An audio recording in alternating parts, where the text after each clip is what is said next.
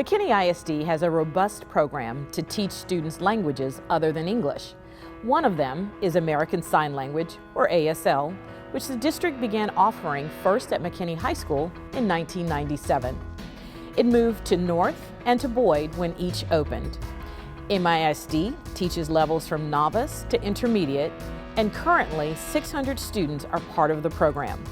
Today, we have a conversation between a former Bronco, Addie Howard, and her ASL teacher, Jennifer Lidington.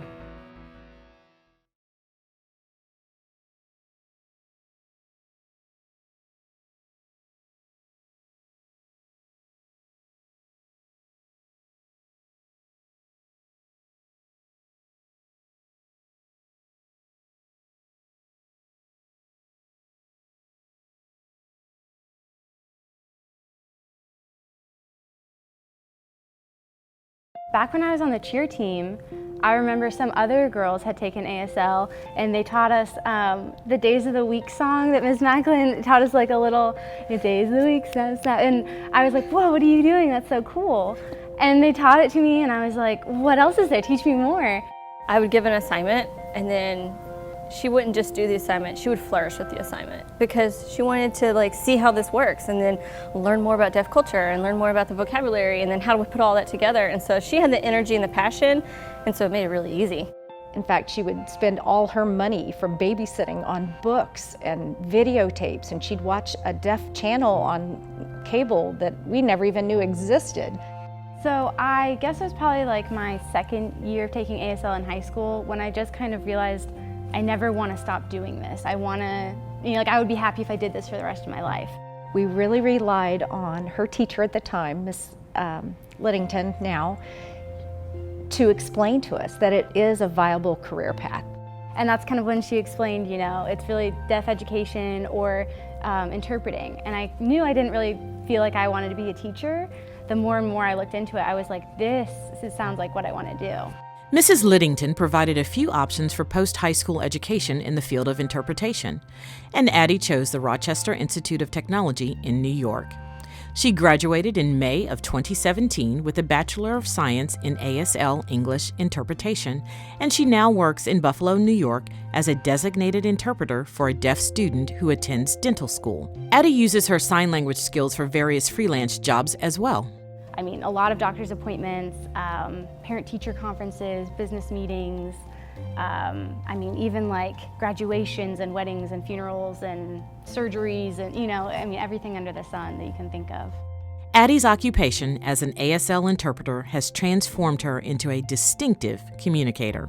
I think about what people say more, and I kind of analyze, how did they say it? What does that mean? What are they not saying? So I do kind of have that interpreter brain where you can't turn off, well, how would I sign that? What did they really mean?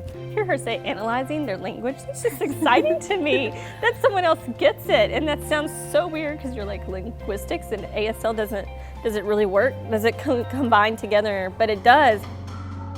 5 things you didn't know about American Sign Language. It was created on a boat going to France, not actually created in America. It's not universal. Every country has, their own language. It's not English. The grammar is completely different. It's not like, here's the sign for that word, here's the sign. You have to deconstruct everything and reconstruct it in this other language. And there's the culture behind it too. So when you say something in ASL, a lot of times it wouldn't make sense unless you understand their culture. So there's one saying that they have, train gone sorry, which kind of translates roughly to you missed the boat. And the reason that they kind of have that is because you have to see ASL. And so if you're talking with your friend and then someone looks away and they come back and they're like, oh, what'd you say? Oh, you missed the boat. Oh, train gone sorry. So, if you didn't understand that culture and the reason behind it, you wouldn't understand the phrase. So there's culture, that's a 4th one. Part of it is not just the signs, it's also the facial expressions and body language.